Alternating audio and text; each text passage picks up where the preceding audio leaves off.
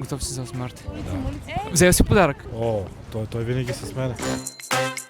Здравейте, приятели, ние сме Радо и Калата. И днес сме тук с Грабо.бг да ви попитаме кой е най-подходящия подарък за 8 март. Типичен или нестандартен? Айде! Добре, какви подаръци предпочитате за 8 март? Нестандартни или стандартни? Нестандартните са добре, но се радвам на храна и бомбони като цяло. Най-хубаво. Аз се радвам на качествено прекарано време. На цветя, божури за предпочитане. По принцип за 8 март един мъж в униформа няма да е лошо. Какви подаръци предпочитате? Цветя.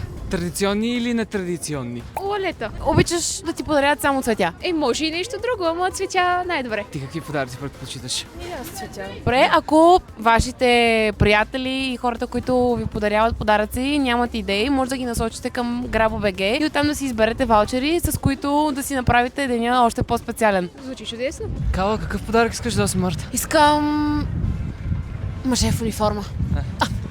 Това го няма в Грабо. Няма да стане.